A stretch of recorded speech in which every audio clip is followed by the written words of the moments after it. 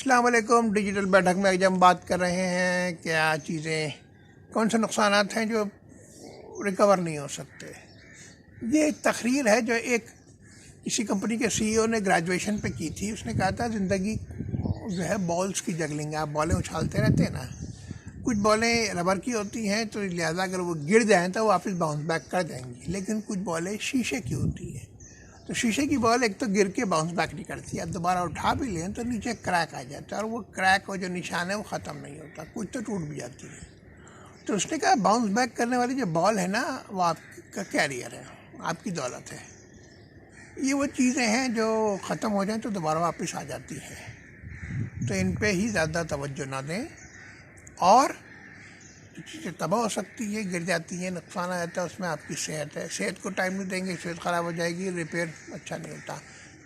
Family سے اگر آپ کے تعلقات خراب ہو گئے، اگر آپ نے ان کو وقت نہیں دیا تو کیا ہوا؟ تعلقات ختم ہو جائیں گے، لوگ آپ سے بات کرنا چھوڑ دیں گے۔ آپ کا مذہب، آپ نے اگر اپنا عقیدہ چھوڑ دیا، اپنے اصول توڑ دیے، تو پھر وہ irreparable ڈیمیجز ہوتے ہیں۔ تو ذرا ان کی طرف سوچئے، اپنے گھر، اپنی صحت، اپنے مذہب، اپنے عقائد پہ قائم رہیے، باقی تمام چیز اور اپنی صحت۔ دولت آنے جانے شے ہے، عمومی لوگ آنے جانے سے ہیں جو قدیم دوست ہیں، وہ کہیں نہیں جاتے، وہ نہیں ملتے، تو ان کی طرف توجہ دیجیے۔